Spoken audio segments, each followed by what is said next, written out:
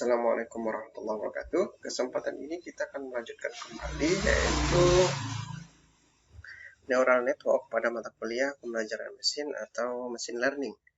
Pada modul sebelumnya kita telah mempelajari terkait dengan algoritma Bayes atau Bayesian. Namun pada kesempatan ini kita akan melanjutkan materinya yaitu neural network. Sebelum kita belajar mengenai saraf tiruan, kita akan mengenal lebih dahulu saraf neuron atau saraf biologis. Neuron atau saraf adalah bahwa pesan atau informasi. Nah, neural network ini merupakan sebuah atau salah satu model yang ada dalam machine learning yang terinspirasi dari cara kerja otak manusia. Pada pokok bahasan yang akan kita pelajari pertemuan ini yaitu Artificial Neural Network atau ANN, Multi-Layer Perceptron, dan Convolution Neural Network. Nervus atau saraf.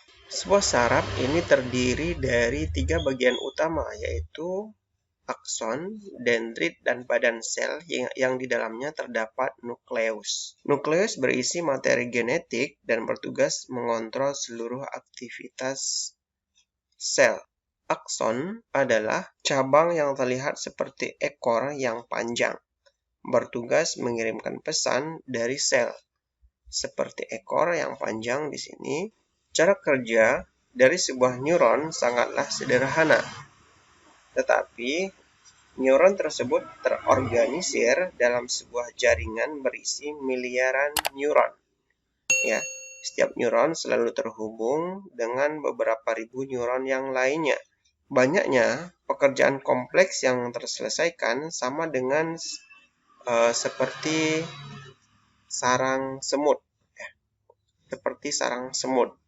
Bisa kita bayangkan berapa banyak semut yang terlibat di sini ketika semut-semut tersebut bekerja sama untuk membuat sebuah rumah semut. Kemudian perseptron. Perseptron adalah komponen dasar pembangun jaringan saraf tiruan. Sebuah perseptron terdiri dari 5 komponen yaitu input. Di sini ada X1, X2, Xm, banyaknya X. Ini disebut sebagai input. Kemudian bobot atau weight yaitu W1, W2, Wm sampai banyaknya W. Kemudian penjumlahan atau sum. Di sini ada sebuah simbol penjumlahan ya seperti ini. Ini merupakan penjumlahan. Kemudian yang berikutnya itu non-linearity. Fungsi aktivasi atau non-linearity function.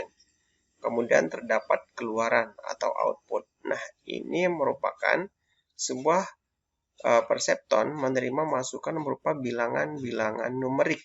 Perseptron kemudian memproses masukan tersebut untuk menghasilkan sebuah keluaran dengan menggunakan rumusan seperti ini.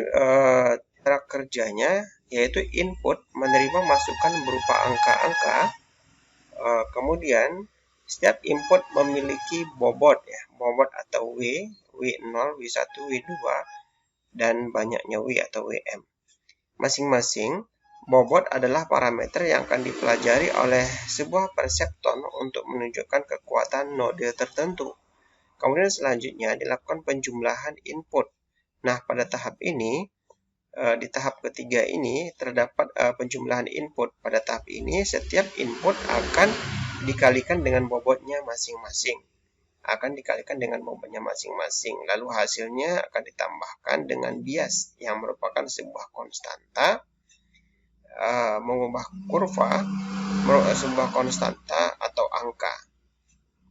Langkah keempat adalah aplikasi weight sum pada fungsi aktivasi atau disebut juga non-linearity function. Yang langkah keempat yang ini, fungsi aktivasi digunakan untuk memetakan nilai yang dihasilkan menjadi nilai yang diperlukan.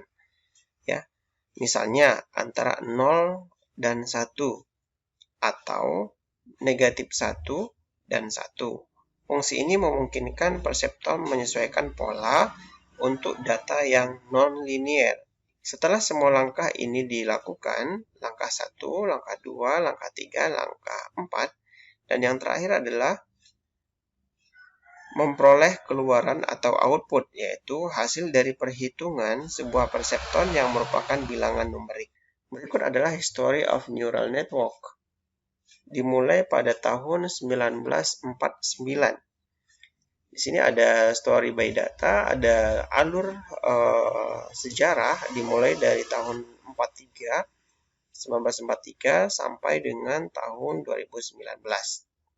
Nah, di tahun 1943 atau 1949, dimulai dari tahun 1949, di sini Donald Hebb memperkuat konsep neuron dalam bukunya The Organization of the Behavior.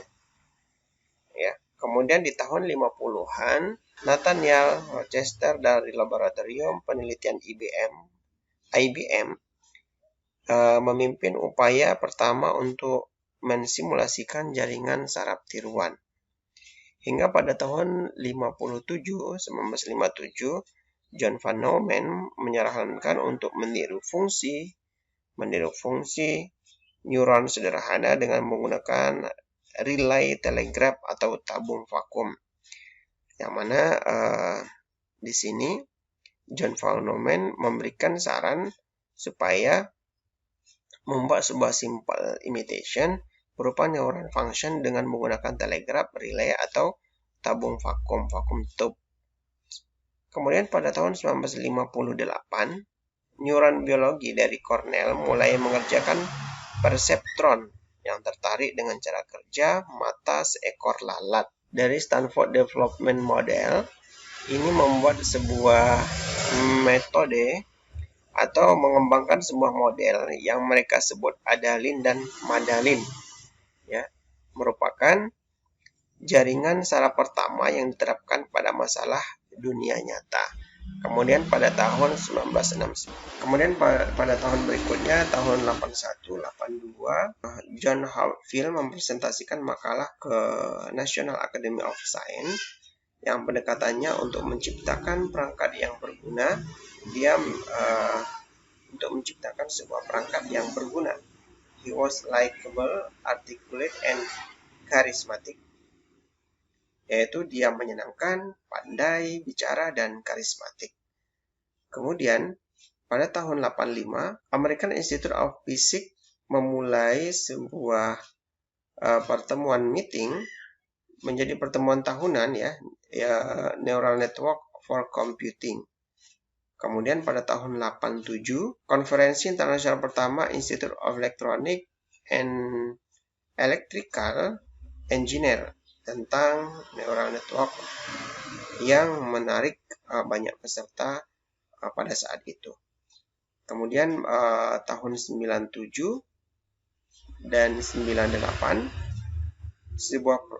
sebuah kerangka kerja jaringan saraf berulang, yaitu Long Short Term Memory (LSTM). Nah, di sini ada sebuah Long Short Term Memory yang diusulkan oleh seorang ilmuwan yaitu bernama Saimi Duber dan Hochreiter. Nah, yang bernama ini nih, tahun 97.